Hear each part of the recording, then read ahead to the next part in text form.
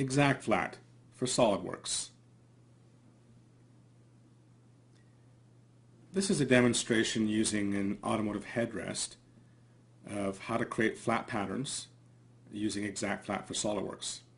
You can see that we've got an automotive headrest here modeled in SolidWorks, and the first part of the process is to create pattern pieces from the CAD geometry which is given. It's pretty straightforward. First we click on the Exact Flat tools to launch the Exact Flat toolbars. We're just going to start the timer here, and we're going to launch our piece creator. Now what the piece creator is going to do is it's going to take the individual surface bodies from the CAD modeling process. We can select them and create a piece out of it. So why do we want to do this? Well, this particular headrest, when it's put onto the foam bun, will be utilizing 4 pieces of fabric, and by taking the CAD geometry here and knitting the surface together, this is going to be a representation of what the designer actually had in mind, those 4 pieces of fabric that would be put onto the headrest. You can see it's very straightforward. We just click on the pieces, we select them, and when we've selected all the desired pieces, we click create. We could name these pieces if we wanted to for managing larger projects with much more pattern pieces, but in this particular case we'll just have the default names come up, and it should take us a second just to get these 4 pieces selected and created, and there you have it. When the pieces are selected, they turn transparent, so they're locked for editing. And now we click OK, and what's happening now is the individual surface bodies are being knit together to create overall pattern pieces. Once that's done, we go to convert to Exact Flat. Now we're creating an actual sewn product. And in this part of the process, the program is creating a UV mapping and indexing all the mesh vertice locations. We are going to first apply a material, so we're going to assign a leather to this headrest. And what's going to happen now is when we view our pattern, we're going to create our fracture algorithm is going to create an initial flat surface area. We're just going to lay these out using our fine tool. And what the fine tool does, it creates a visual sewing layout. So this is just a practice that we've adopted. It's not necessary to do it at this stage, but nevertheless we're going to do it because it makes it a little bit more intuitive when we go to flattening. We've launched our flattening environment. The flattening environment is can run in the background if you are doing other tasks at the same time. And the first part of the process is we're going to create an optimized mesh. Now we create an optimized mesh for a variety of reasons. The first is it actually decreases solve time for the flattening optimization algorithms, and the second is it creates a more accurate fitting flat pattern that better represents the geometry that is in question. What's happening here is we are just redrawing the mesh surface elements, and this should just take a second or two to finish up here. Once that's done, you can see a strain map.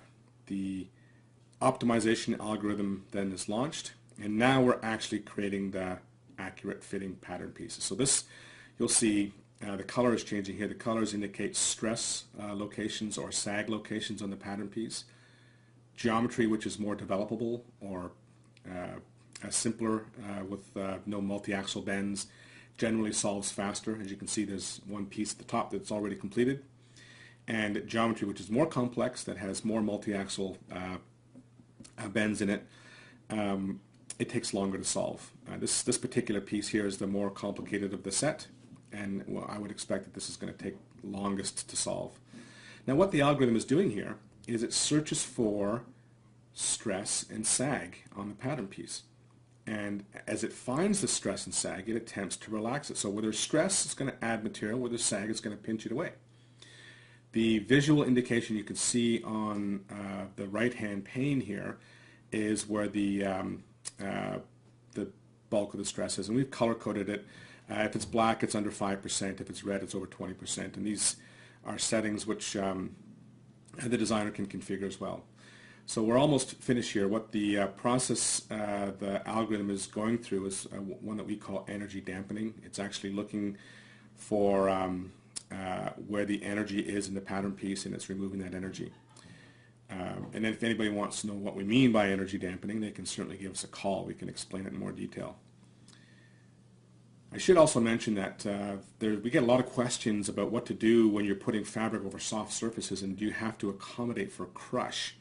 So this particular part is a headrest, which would be fabric wrapped over a foam model.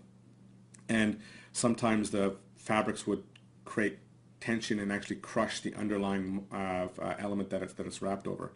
And what we find is that there's a number of ways to accommodate this. First and foremost, you could have a negative offset or shrink your actual geometric part to be the desired shape that you want for the part to be implemented under stress, right, or under conditions where it's wrapped.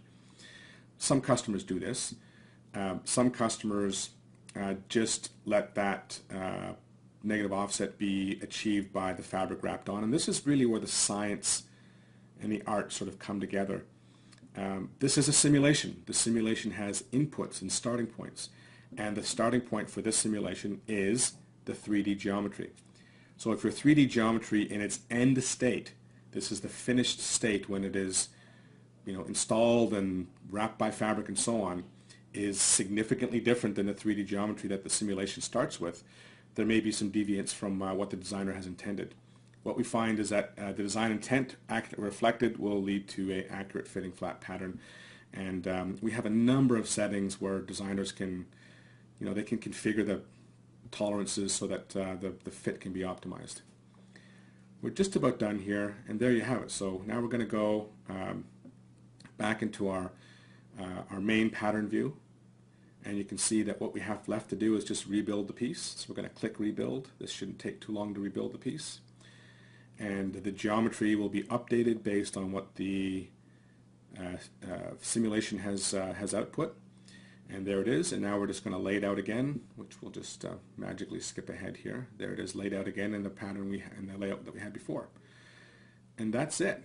That's how you flatten a headrest. If anybody wants to know more, give us a call or visit our website.